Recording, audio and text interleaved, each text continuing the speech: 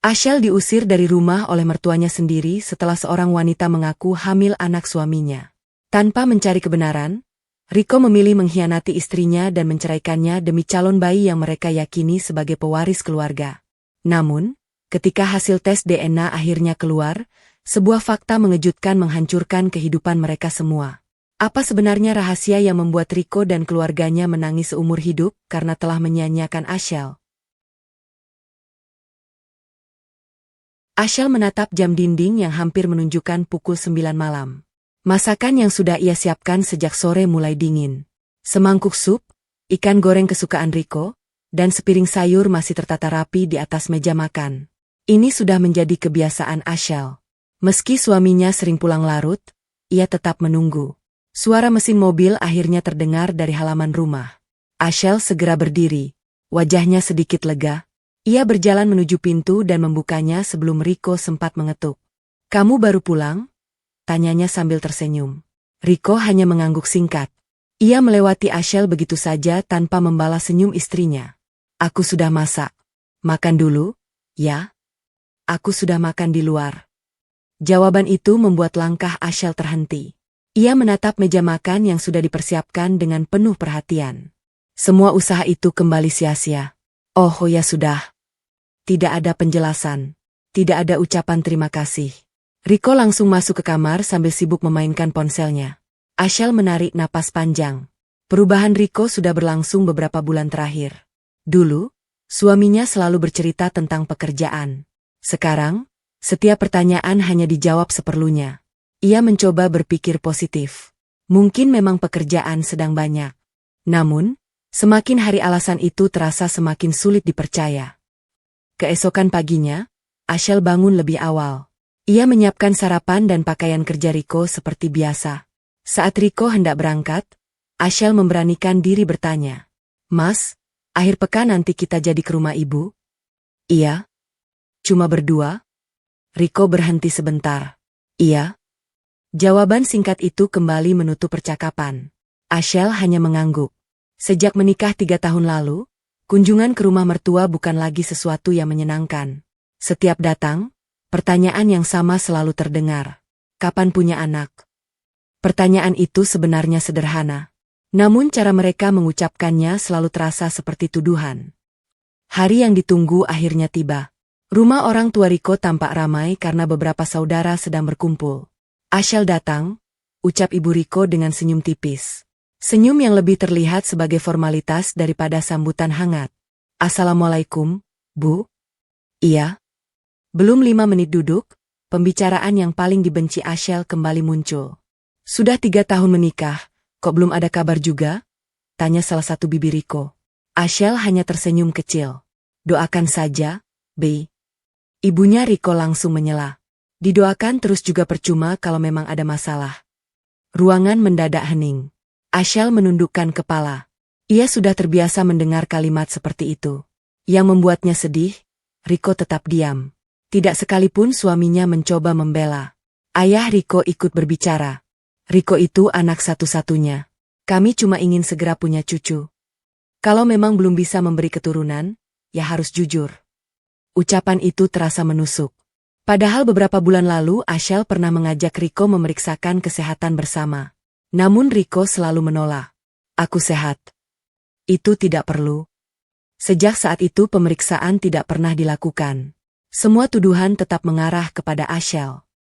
Sepulang dari rumah mertua, suasana mobil sangat sunyi. "Ashel." "Iya." "Ibu memang agak keras. Jangan dimasukkan ke hati." Ashel tersenyum pahit. "Kalau memang cuma sekali mungkin aku tidak akan sedih." Rico tidak menjawab. "Mas." Kalau nanti ternyata bukan aku yang bermasalah, apa Mas akan tetap percaya sama aku?" Rico terlihat sedikit terganggu. "Kenapa bicara seperti itu?" "Karena aku capek terus disalahkan." Rico menghela napas. "Kita bahas nanti saja." Lagi-lagi percakapan berakhir tanpa jawaban. Hari-hari berikutnya berjalan semakin aneh. Rico semakin sering pulang larut malam. Kadang bahkan setelah tengah malam. Jika Ashel bertanya, jawabannya selalu sama. Lembur. Suatu malam, saat Rico sedang mandi, Ponselnya bergetar di atas meja. Ashel tidak berniat membuka isi pesannya. Namun layar ponsel menyala cukup lama. Di sana muncul sebuah nama perempuan yang tidak pernah ia kenal. Aku kangen. Kapan kita ketemu lagi? Jantung Ashel berdetak lebih cepat. Tangannya mulai gemetar. Ia langsung menjauhkan pandangan. Selama ini ia selalu percaya kepada suaminya. Tetapi pesan itu membuat semua keyakinannya mulai goyah. Saat Rico keluar dari kamar mandi, ia langsung mengambil ponselnya. Tatapan mereka bertemu beberapa detik. Kamu lihat HP aku? Tidak. Tadi cuma menyala. Rico segera memasukkan ponsel ke dalam saku. Tanpa berkata apapun, ia kembali sibuk membalas pesan. Sejak malam itu, Rico tidak pernah lagi meletakkan ponselnya sembarangan. Kemanapun pergi, benda itu selalu berada di tangannya. Ashel mulai memahami bahwa ada sesuatu yang sedang disembunyikan. Beberapa minggu kemudian, ibu Rico tiba-tiba menelepon. Besok sore datang ke rumah. Ada apa, Bu? Pokoknya datang saja, ada hal penting. Nada suaranya terdengar berbeda. Lebih bersemangat dari biasanya. Ashel merasa tidak tenang. Sepanjang malam ia sulit tidur. Perasaannya mengatakan akan terjadi sesuatu yang mengubah hidupnya. Keesokan sore, Ashel dan Rico tiba di rumah orang tua mereka. Begitu memasuki ruang tamu, Ashel melihat seorang perempuan muda duduk di samping ibu mertuanya. Perempuan itu tampak percaya diri. Tangannya memegang sebuah map berwarna coklat. Saat mata mereka bertemu, perempuan itu tersenyum tipis. Senyum yang membuat hati Ashel semakin gelisah. Tanpa basa-basi, ibu mertua berdiri lalu berkata dengan suara lantang. Ashel, hari ini kamu harus tahu siapa perempuan ini. Rico yang berdiri di samping Ashel mendadak pucat. Ia tidak berani menatap wajah istrinya. Sementara perempuan itu perlahan mengusap perutnya yang tampak mulai membesar. Ashel belum mengetahui siapa perempuan tersebut. Namun firasat buruk yang selama ini ia abaikan akhirnya berdiri tepat di hadapannya. Ruangan itu mendadak sunyi. Ashel masih berdiri di samping Rico. Pandangannya bergantian mengarah kepada perempuan yang mengusap perutnya dan wajah suaminya yang terus menunduk. Tidak ada seorang pun yang berbicara selama beberapa saat.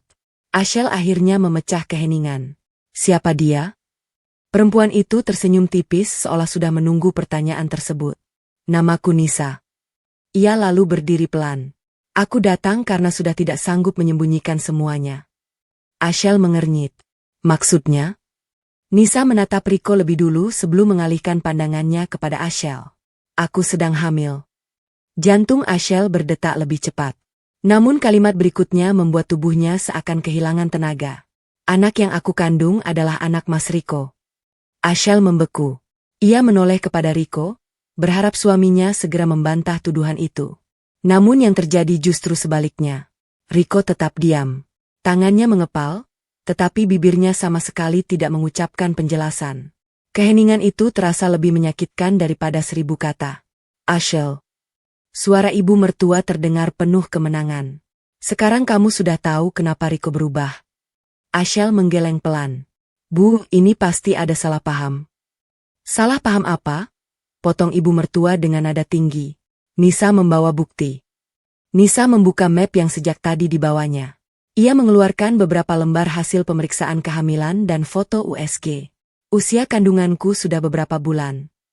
Ayah Rico mengambil berkas itu lalu menyerahkannya kepada istrinya. Mereka melihatnya dengan wajah penuh kebahagiaan. Cucu kita.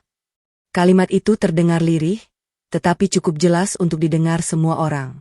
Ashel merasa dadanya sesak. Belum ada satupun orang yang mencoba mencari kebenaran. Belum ada yang bertanya kepada Rico. Mereka sudah lebih dulu percaya kepada perempuan asing yang baru datang beberapa menit lalu. Ashel. Ibu mertua kembali berbicara. Selama ini aku selalu membela kamu di depan keluarga besar. Ashel menatap wajah wanita itu.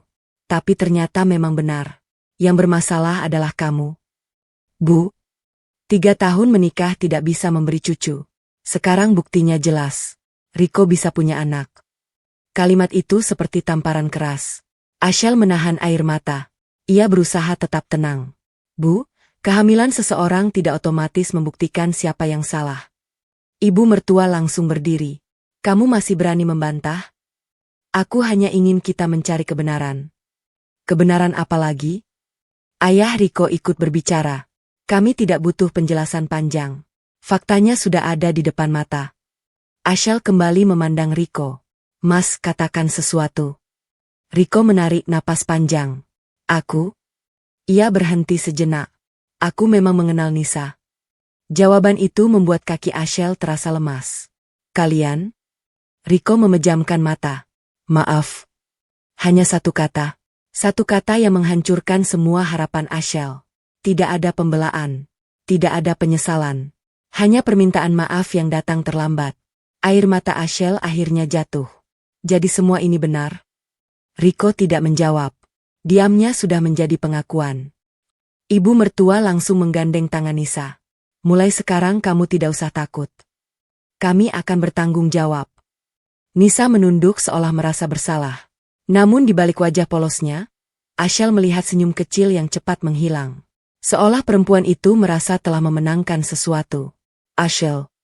Suara ibu mertua kembali terdengar. Kamu sudah tidak punya alasan bertahan. Ashel memandang wanita yang selama ini ia hormati. Bu, saya masih istri sah Rico.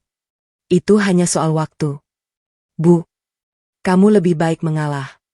Kalimat itu membuat Ashel tersenyum pahit. Mengalah. Seolah 3 tahun pengorbanannya tidak pernah ada. Ia yang membantu Rico membangun usaha. Ia yang mengurus rumah. Ia yang selalu mendampingi saat Rico mengalami kesulitan. Kini semua itu dianggap tidak berarti. Malam itu, setelah pulang ke rumah, Ashel dan Rico kembali terlibat percakapan yang paling berat selama pernikahan mereka. Ashel. Kenapa? Aku minta maaf. Ashel menatap suaminya. Sejak kapan hubungan kalian? Rico terdiam cukup lama. Hampir 1 tahun. Ashel memejamkan mata. Selama 1 tahun itu, ia masih memasakkan makanan, mencuci pakaian, menunggu suaminya pulang, dan terus percaya bahwa rumah tangga mereka baik-baik saja. Ternyata semua hanya ada di pikirannya. Kenapa? Aku juga tidak tahu. Karena aku tidak bisa punya anak. Rico tidak langsung menjawab. Keheningan itu sudah cukup menjadi jawaban. Ashel mengusap air matanya. Kamu bahkan tidak pernah mau memeriksa kesehatan bersama. Rico menunduk. Aku pikir memang kamu yang... Berarti selama ini kamu juga menyalahkanku. Tidak ada jawaban. Ashel tertawa kecil. Bukan karena bahagia. Melainkan karena akhirnya ia sadar bahwa selama ini ia berjuang sendirian. Keesokan paginya, ibu mertua datang bersama ayah Rico. Mereka masuk tanpa banyak bicara. Ibu mertua meletakkan beberapa lembar kertas di atas meja. Ini surat perceraian. Ashel menatap kertas itu. Matanya perlahan memerah. Bu, cepat sekali. Untuk apa ditunda? Nisa sedang hamil. Kami tidak mau status anak itu nanti bermasalah. Ayah Rico mengangguk setuju. Ashel, kamu tanda tangani saja. Ashel menoleh kepada Rico. Ini keputusanmu juga? Rico memejamkan mata. Iya. Satu kata itu kembali menghancurkan hati Ashel. Ia mengambil pulpen. Tangannya gemetar. Beberapa tetes air mata jatuh di atas kertas. Dengan napas yang terasa berat, ia akhirnya menandatangani surat tersebut. Seketika hubungan yang telah dibangun selama bertahun-tahun berakhir hanya dengan beberapa goresan tinta. Tidak lama kemudian, ibu mertua membuka lemari pakaian. Ambil barangmu. Ashel terkejut. Sekarang juga? Iya. Bu, saya hanya butuh waktu beberapa hari. Tidak. Nada suara ibu mertua terdengar tegas. Rumah ini nanti akan ditempati Nisa. Kalimat itu menusuk lebih dalam daripada penghinaan apapun. Rumah yang selama ini dibersihkan setiap hari. Rumah yang ia rawat dengan penuh kasih. Kini ia diusir seolah hanya seorang tamu. Ashel memasukkan pakaian dan beberapa barang pribadinya ke dalam sebuah koper. Ia berhenti sejenak ketika melihat foto pernikahannya dengan Rico. Foto yang dulu membuatnya tersenyum setiap kali melihatnya. Kini hanya meninggalkan rasa sesak. Ia mengambil bingkai itu, menatapnya beberapa detik, lalu meletakkannya kembali. Itu bukan milikku lagi. Ashel menutup koper. Ia menyeretnya menuju pintu. Tidak ada yang membantunya. Tidak ada yang menahannya. Bahkan Rico hanya berdiri mematung tanpa keberanian menghampiri. Sebelum melangkah keluar, Ashel berhenti. Ia menoleh untuk terakhir kalinya. Aku pergi bukan karena aku kalah. Semua orang menatapnya. Aku pergi karena rumah yang tidak lagi memiliki kepercayaan bukan lagi tempat untuk pulang. Setelah mengucapkan kalimat itu, Ashel melangkah meninggalkan rumah dengan satu koper di tangannya. Di luar, hujan mulai turun perlahan. Air mata Ashel bercampur dengan rintik hujan. Di dalam hatinya, ia membuat satu janji. Suatu hari nanti, ia akan bangkit. Bukan untuk membalas dendam, tetapi untuk membuktikan bahwa harga dirinya tidak pernah ditentukan oleh orang-orang yang telah mengkhianatinya. Sudah hampir 1 tahun berlalu sejak Ashel meninggalkan rumah yang dulu ia anggap sebagai tempat pulang. Hari-hari pertama setelah perceraian menjadi masa yang paling berat dalam hidupnya. Ia sempat tinggal di rumah sahabat lamanya, Dina, yang sejak awal mengetahui bagaimana Ashel mempertahankan rumah tangganya seorang diri. Kalau capek, nangis saja, kata Dina suatu malam. Ashel menggeleng pelan. Aku sudah terlalu banyak menangis. Lalu sekarang, aku mau mulai hidup lagi. Sejak hari itu, Ashel berhenti memikirkan masa lalunya. Ia sadar, terus mengingat pengkhianatan hanya akan membuat dirinya semakin tenggelam. Ia mulai membuka kembali laptop yang hampir setahun tidak pernah disentuh. Sebelum menikah, Ashel pernah bekerja sebagai konsultan pemasaran di sebuah perusahaan besar. Setelah menikah, ia memilih berhenti karena ingin mendukung usaha Rico. Ironisnya, banyak ide yang membuat usaha Rico berkembang justru berasal darinya. Namun selama ini tidak pernah ada yang mengetahui hal itu. Nama yang selalu dipuji adalah Rico. Sementara Ashel hanya dikenal sebagai istri yang tinggal di rumah. Aku harus mulai dari kemampuan yang memang aku punya, gumamnya. Dengan tabungan yang masih tersisa, Ashel membuka jasa konsultasi bisnis secara daring dari kamar kecil yang ia tempati. Pada minggu pertama, hanya 1 orang yang menggunakan jasanya. Minggu berikutnya bertambah menjadi 3 orang. Sebulan kemudian, jumlah klien mulai meningkat. Orang-orang menyukai cara Ashel bekerja. Ia tidak hanya memberi teori, tetapi juga solusi yang mudah diterapkan. Satu demi satu klien mulai merekomendasikan jasanya kepada orang lain. Tanpa disadari, nama Ashel mulai dikenal di kalangan pelaku usaha kecil. 2 tahun kemudian, suasana sebuah kantor modern tampak sibuk. Puluhan karyawan keluar masuk ruang rapat sambil membawa dokumen. Di lantai paling atas, seorang perempuan mengenakan setelan kerja berwarna krem sedang memperhatikan laporan penjualan. Perempuan itu adalah Ashel. Kini ia bukan lagi wanita yang keluar dari rumah mantan suaminya hanya dengan sebuah koper. Ia telah menjadi pemilik perusahaan konsultan bisnis yang berkembang pesat. Bu Ashel. Seorang sekretaris masuk membawa beberapa map. Semua calon investor sudah hadir. Ashel tersenyum. Baik, 5 menit lagi saya ke ruang rapat. Siap, Bu. Sekretaris itu keluar sambil menutup pintu. Ashel berdiri di depan jendela. Ia memandang deretan gedung tinggi yang terlihat dari kantornya. Dalam hati ia bersyukur. Perjalanan ini tidak mudah. Banyak malam yang ia lalui tanpa tidur. Banyak kegagalan yang harus diterima. Namun setiap kali hampir menyerah, ia selalu mengingat satu hal. Ia pernah dianggap tidak berguna. Kini ia ingin membuktikan bahwa dirinya mampu berdiri tanpa bergantung kepada siapapun. Sementara itu, kehidupan Rico justru berjalan ke arah yang berbeda. Sejak menikahi Nisa, usaha yang dulu berkembang mulai mengalami penurunan. Beberapa klien lama memilih bekerja sama dengan perusahaan lain. Keuangan perusahaan semakin tidak stabil. Dalam sebuah rapat, salah satu manajer mencoba menjelaskan keadaan. Pak, kita kehilangan beberapa pelanggan besar. Kenapa? Mereka bilang pelayanan kita sudah tidak sebagus dulu. Rico mengusap wajahnya. Perbaiki. Sudah kami coba. Lalu, manajer itu terdiam. Sebenarnya semua orang di kantor mengetahui satu hal. Dulu, banyak strategi pemasaran berasal dari Ashel. Setelah Ashel pergi, tidak ada lagi ide-ide baru yang membuat perusahaan berkembang. Namun tidak ada seorang pun yang berani mengatakannya secara langsung kepada Rico. Di rumah, keadaan juga tidak jauh berbeda. Nisa yang dulu selalu bersikap manis mulai menunjukkan sifat aslinya. Mas. Iya? Aku mau ganti mobil. Rico menoleh. Bukannya mobil yang sekarang masih baru? Aku bosan. Nanti saja. Nisa langsung memasang wajah kesal. Kalau sama aku saja pelit, buat apa dulu menikahi aku? Rico hanya menghela napas. Permintaan Nisa tidak pernah berhenti. Hari ini ingin tas baru. Besok ingin perhiasan. Lusa ingin liburan ke luar negeri. Semua harus dipenuhi. Kalau tidak, rumah akan dipenuhi pertengkaran. Ibu Riko yang dulu begitu membela Nisa mulai merasa lelah. Nisa. Iya, Bu. Kamu jangan terlalu banyak minta. Nisa tersenyum tipis. Namanya juga suami wajib membahagiakan istri. Jawaban itu membuat ibu mertua tidak bisa berkata apa-apa. Sedikit demi sedikit, ia mulai membandingkan Nisa dengan Ashel. Dulu, Ashel hampir tidak pernah meminta apapun. Kalau ada uang lebih, justru digunakan untuk kebutuhan rumah. Sekarang keadaan berubah. Pengeluaran keluarga semakin besar. Sementara pemasukan Riko semakin menurun. Suatu sore, Ibu Riko sedang menonton televisi.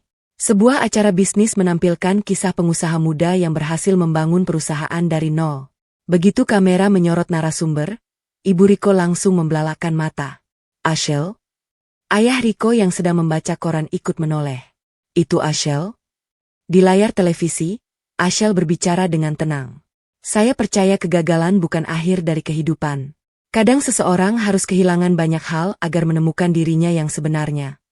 Penonton memberikan tepuk tangan. Pembawa acara tersenyum. Perusahaan Ibu Ashel sekarang memiliki ratusan klien dari berbagai kota. Apa rahasia keberhasilannya? Ashel menjawab dengan sederhana. Saya hanya berusaha jujur kepada setiap orang yang mempercayai saya. Kalimat itu membuat Ibu Riko terdiam. Entah mengapa dadanya terasa sesak. Tanpa sadar ia teringat hari ketika mengusir Ashel dari rumah. Untuk pertama kalinya, muncul pertanyaan yang selama ini tidak pernah ia pikirkan. Apa mereka telah melakukan kesalahan? Namun pikiran itu segera ia buang.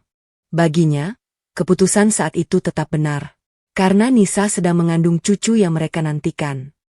Memasuki bulan ke-8 kehamilan, keluarga Riko mulai sibuk mempersiapkan kelahiran bayi.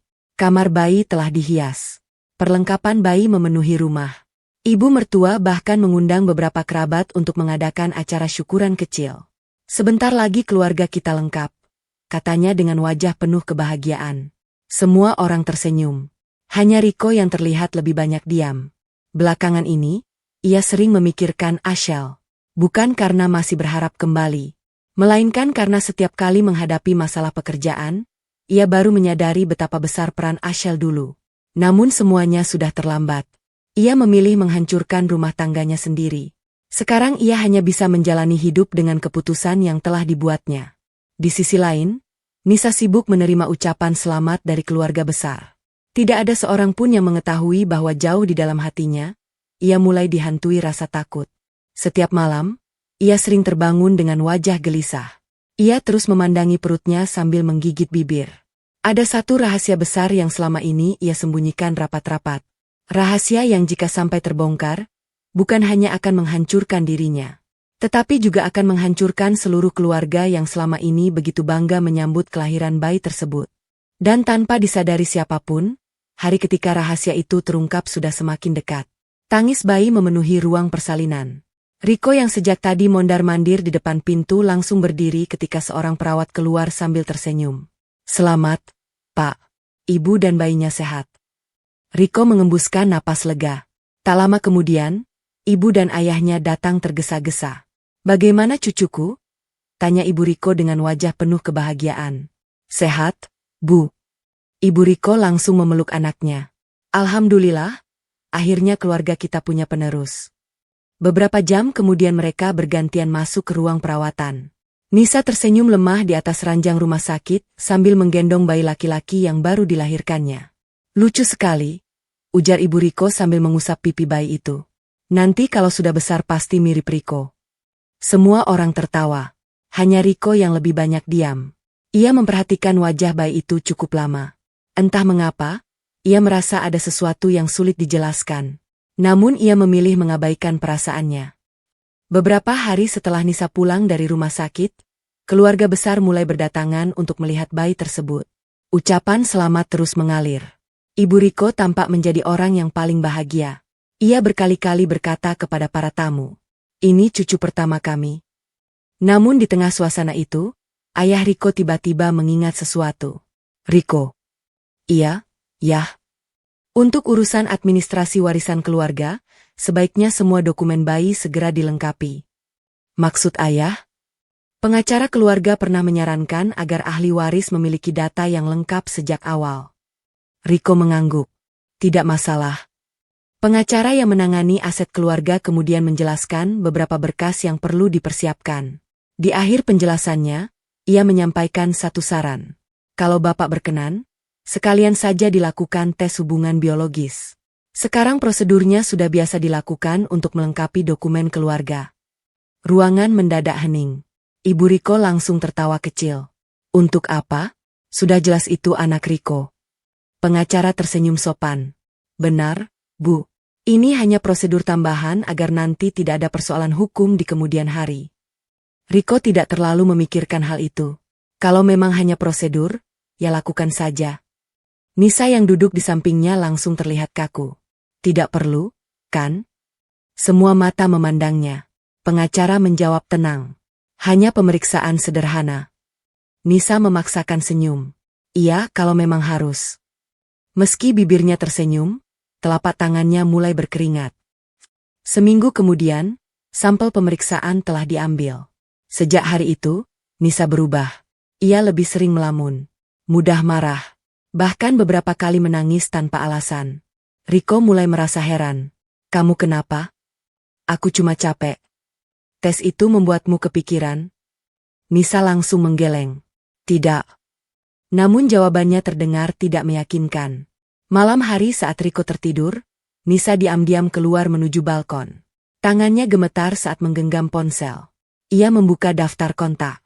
Jarinya berhenti pada sebuah nama. Beberapa detik kemudian ia menghapusnya lagi. Waktu itu seharusnya aku tidak. Kalimat itu terputus. Air matanya mulai mengalir. 3 minggu kemudian, pengacara keluarga kembali datang ke rumah. Di tangannya terdapat sebuah amplop putih. Semua hasil sudah keluar. Ibu Riko langsung tersenyum. Buka saja. Pengacara mengangguk. Ia membuka amplop lalu membaca beberapa lembar dokumen. Semakin lama wajahnya semakin serius. Riko mulai merasa tidak nyaman. Ada masalah? Pengacara tidak langsung menjawab. Ia membaca ulang hasil pemeriksaan untuk memastikan tidak ada kesalahan. Setelah itu ia menarik napas panjang. Pak Riko? Iya? Hasil pemeriksaan menunjukkan bahwa saudara bukan ayah biologis bayi tersebut. Ruangan mendadak sunyi. Tidak ada yang bergerak. Tidak ada yang berbicara. Kalimat itu terasa seperti petir di siang bolong. Apa? Suara Ibu Riko bergetar. Itu tidak mungkin. Pengacara menyerahkan dokumen hasil laboratorium. Hasilnya menunjukkan hubungan biologis tidak sesuai. Riko langsung mengambil berkas itu. Tangannya mulai gemetar. Ia membaca setiap kalimat berulang kali. Tetapi hasilnya tetap sama. Bukan ayah biologis. Bohong.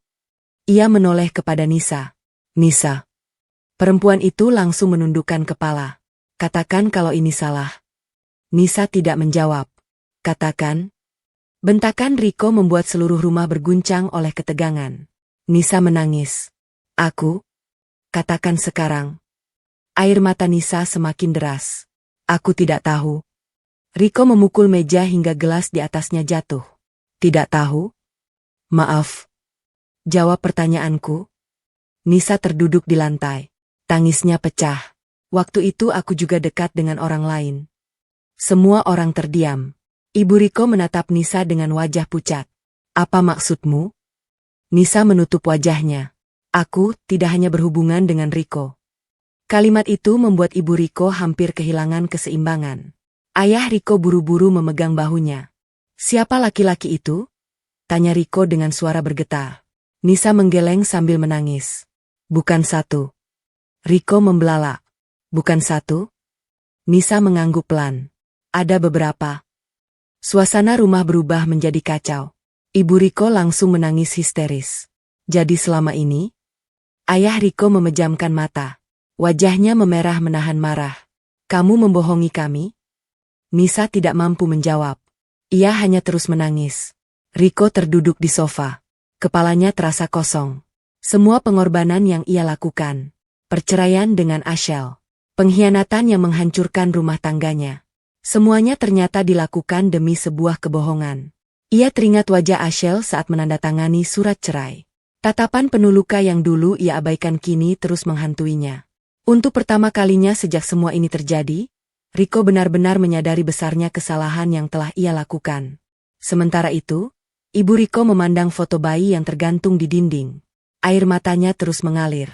Dengan suara lirih ia berkata, "Kalau dulu aku tidak mengusir Ashel."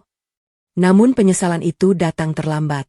Karena orang yang mereka sakiti telah pergi jauh dari kehidupan mereka. Dan luka yang mereka berikan tidak akan pernah bisa dihapus hanya dengan air mata. Sejak hasil tes DNA keluar, kehidupan Rico berubah drastis.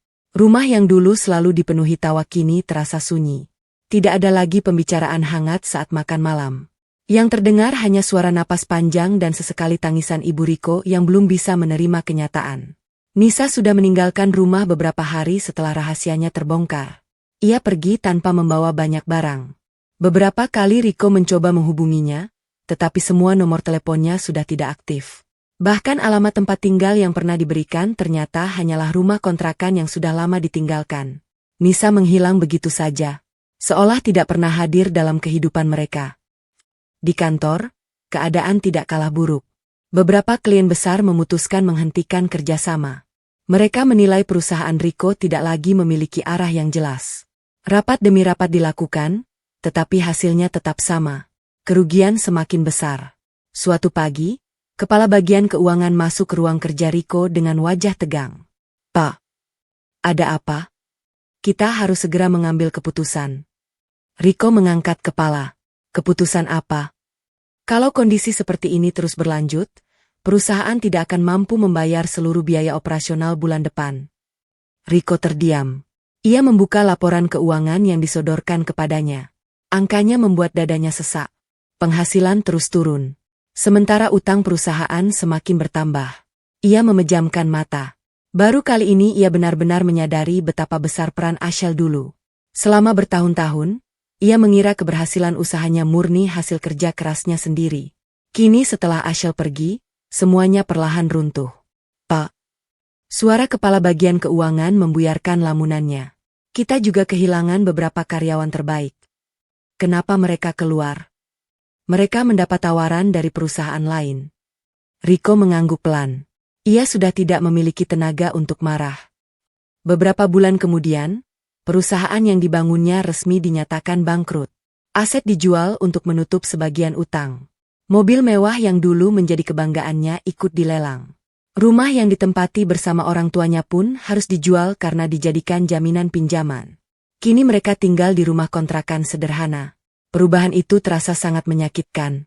Ibu Rico yang dulu selalu memandang rendah Ashel kini harus memasak sendiri, mencuci sendiri, dan menghemat setiap pengeluaran.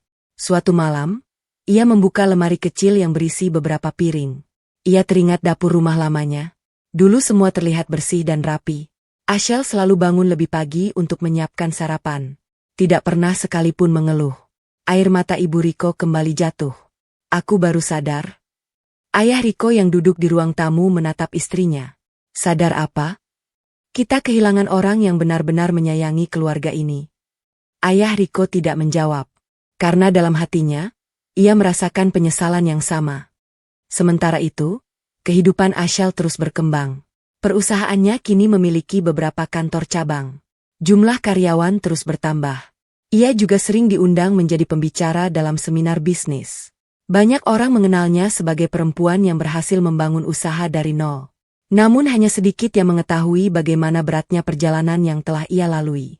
Pagi itu, Ashel sedang memimpin rapat bersama tim manajemen. "Kita akan membuka divisi baru."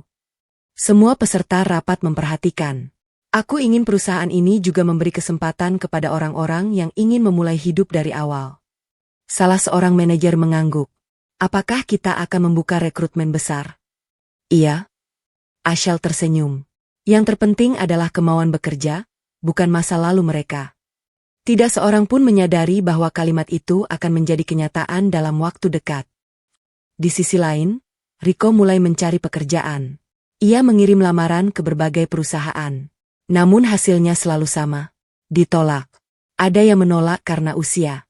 Ada pula yang mengetahui riwayat bangkrutnya perusahaan Rico. Setelah berbulan-bulan mencari, tabungan mereka hampir habis.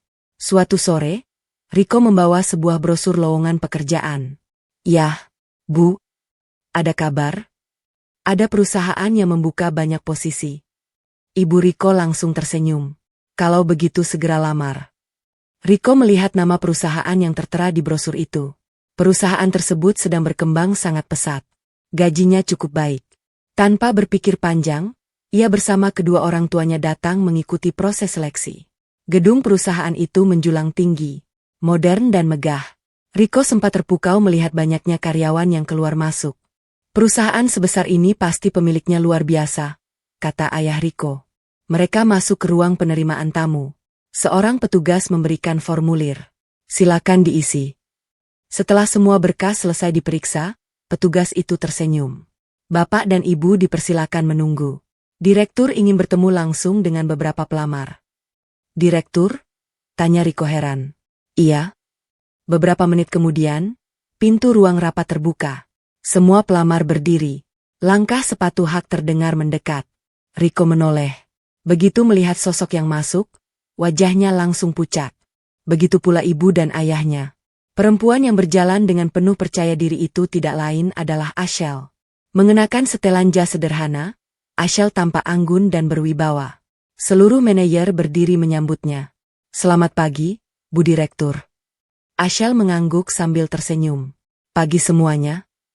Saat pandangannya menyapu ruangan, matanya berhenti tepat pada Riko dan kedua orang tuanya. Keheningan menyelimuti ruangan beberapa detik. Riko menundukkan kepala. Ia tidak memiliki keberanian menatap mantan istrinya. Ibu Riko bahkan menggenggam tangan suaminya karena tubuhnya mulai gemetar. Mereka tidak pernah membayangkan akan bertemu kembali dalam keadaan seperti ini.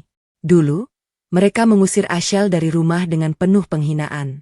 Kini mereka berdiri sebagai pelamar kerja di perusahaan milik perempuan yang pernah mereka sakiti. Ashel tetap menjaga ekspresinya. Tidak ada senyum mengejek. Tidak ada tatapan penuh kebencian. Ia hanya berkata dengan tenang. Di perusahaan ini, semua orang dinilai dari kemampuan dan kemauan bekerja. Kalimat sederhana itu membuat Riko semakin malu. Karena ia sadar, Ashel masih menunjukkan sikap yang jauh lebih mulia daripada perlakuan yang pernah ia terima. Beberapa hari kemudian, hasil seleksi diumumkan. Riko diterima sebagai staf administrasi. Ayahnya ditempatkan di bagian logistik. Sementara ibu Riko bekerja di bagian kantin perusahaan. Mereka memulai pekerjaan dari posisi paling bawah. Setiap pagi, mereka melihat nama Ashel terpampang di depan gedung sebagai pendiri sekaligus direktur utama perusahaan.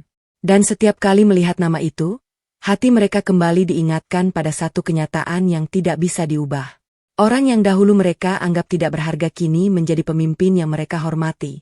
Sedangkan mereka harus memulai hidup dari nol sebagai karyawan di bawah kepemimpinan Ashel. 6 bulan telah berlalu sejak Riko dan kedua orang tuanya bekerja di perusahaan milik Ashel.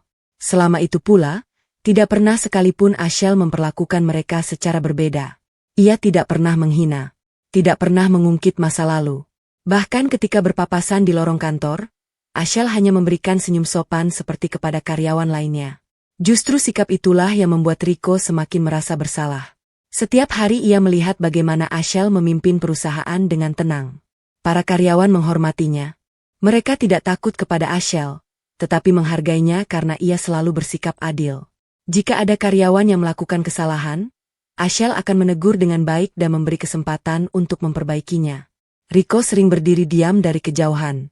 Dalam hati ia berkata, "Kalau dulu aku tidak mengkhianatinya, mungkin aku masih menjadi bagian dari hidupnya." Namun penyesalan tidak pernah mampu mengubah masa lalu. Di kantin perusahaan, Ibu Riko sedang menyusun makanan di etalase. Beberapa karyawan menghampirinya. "Bu, makanannya enak sekali." "Iya, Bu, terima kasih." Ibu Riko tersenyum kecil. Dulu ia selalu malu melakukan pekerjaan seperti itu. Sekarang ia justru bersyukur masih diberi kesempatan bekerja. Saat melihat Ashel berjalan melewati kantin, tanpa sadar matanya berkaca-kaca. Ia teringat hari ketika mengusir perempuan itu dari rumah. Kala itu Ashel keluar sambil membawa sebuah koper. Tidak ada seorang pun yang membantunya. Tidak ada seorang pun yang menahannya. Kini keadaan berbalik. Ashel menjadi pemilik perusahaan. Sedangkan dirinya hanya seorang pegawai kantin. Air matanya kembali jatuh. Ini memang balasan atas perbuatanku, bisiknya pelan. Ayah Riko pun mengalami hal yang sama. Sebagai petugas logistik, setiap hari ia mengangkat barang dan memeriksa pengiriman. Pekerjaan itu cukup melelahkan. Namun tidak pernah sekalipun ia mengeluh. Karena ia sadar, semua yang terjadi adalah akibat keputusan yang pernah ia dukung. Seandainya dulu ia meminta Riko mencari kebenaran terlebih dahulu. Seandainya dulu ia tidak ikut mengusir Ashel. Mungkin semuanya tidak akan berakhir seperti sekarang. Suatu pagi, perusahaan mengadakan acara syukuran atas pembukaan kantor cabang baru. Seluruh karyawan berkumpul di aula. Ashel memberikan sambutan singkat. Keberhasilan perusahaan ini bukan karena saya seorang. Ia memandang seluruh karyawan. Semua terjadi karena kerja keras kita bersama. Tepuk tangan langsung memenuhi ruangan. Setelah acara hampir selesai, Riko tiba-tiba berdiri. Tangannya gemetar. Wajahnya pucat. Bu Ashel? Suasana aula mendadak hening. Semua orang menoleh ke arahnya. Riko berjalan perlahan menuju depan ruangan. Ayah dan ibunya ikut berdiri. Mereka saling berpandangan sebelum akhirnya melangkah mendekati Ashel. Riko menundukkan kepala. Maafkan saya. Ashel menatap mantan suaminya dengan tenang. Saya tahu ini bukan tempat untuk urusan pribadi, lanjut Riko. Tapi saya tidak sanggup lagi memendam semuanya. Air mata mulai mengalir di wajahnya. Dulu saya mengkhianati istri yang selalu mendukung saya. Saya membiarkan orang tua saya menghina dan mengusirmu. Saya lebih memilih mempercayai kebohongan daripada mempercayai perempuan yang sudah menemani saya selama bertahun-tahun. Suara Riko mulai bergetar. Saya menghancurkan rumah tangga saya sendiri. Saya kehilangan perempuan terbaik yang pernah saya miliki. Seluruh aula menjadi sunyi. Beberapa karyawan saling berpandangan. Mereka baru mengetahui bahwa direktur perusahaan dan Riko memiliki masa lalu yang begitu kelam. Ibu Riko maju selangkah. Tangisnya pecah. Ashel? Selama beberapa detik ia tidak mampu melanjutkan ucapannya. Aku adalah orang yang paling sering menyakitimu. Aku menuduhmu tanpa bukti. Aku menghinamu. Bahkan aku mengusirmu dari rumah yang kamu rawat setiap hari. Ia menutup wajahnya sambil menangis. Padahal kamulah menantu terbaik yang pernah kami miliki. Tapi aku baru menyadarinya setelah semuanya hilang. Ayah Riko ikut menundukkan kepala. Sebagai kepala keluarga, aku gagal bersikap adil. Aku ikut menyalahkanmu tanpa mencari kebenaran. Maafkan kami. Ketiganya berdiri dengan kepala tertunduk. Tidak ada lagi kesombongan. Tidak ada lagi rasa paling benar. Yang tersisa hanyalah penyesalan. Seluruh aula masih sunyi. Semua menunggu jawaban Ashel. Ashel menarik napas pelan. Ia memandang satu persatu wajah orang-orang yang pernah menghancurkan hidupnya. Anehnya, ia tidak lagi merasakan kebencian. Luka itu memang pernah sangat dalam. Namun waktu telah mengajarkannya untuk berdamai. Aku sudah memaafkan kalian. Riko perlahan mengangkat kepala. Benar-benar tidak menyangka akan mendengar kalimat itu. Tapi, Ashel melanjutkan ucapannya. Memaafkan bukan berarti mengulang masa lalu. Kita semua harus menerima akibat dari pilihan masing-masing. Riko mengangguk sambil menangis. Aku mengerti. Aku tidak meminta kita kembali bersama. Aku hanya ingin kamu tahu kalau aku benar-benar menyesal. Ashel tersenyum tipis. Aku sudah mendengarnya. Itu sudah cukup. Ia kemudian memandang kedua orang tua Riko. Saya juga memaafkan bapak dan ibu. Tetapi mulai hari ini, mari kita saling menghormati sebagai rekan kerja. Ketiganya mengangguk bersamaan.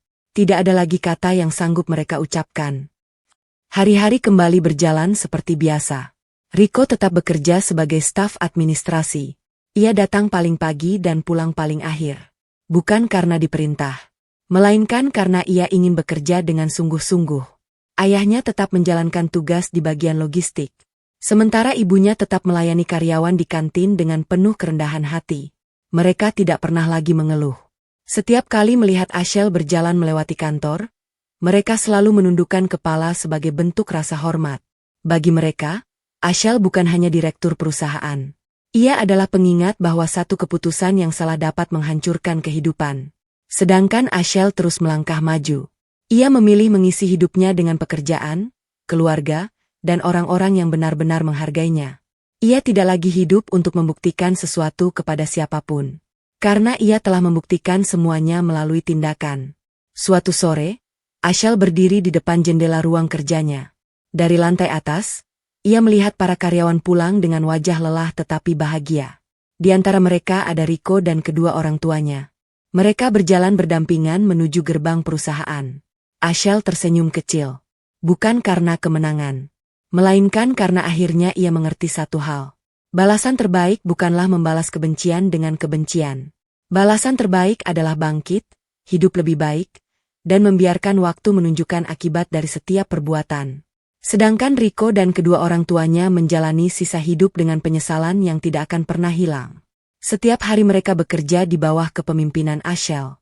Setiap hari pula mereka diingatkan bahwa perempuan yang dahulu mereka hina justru menjadi orang yang memberi mereka kesempatan untuk memulai hidup kembali. Dan itulah hukuman paling berat yang harus mereka terima.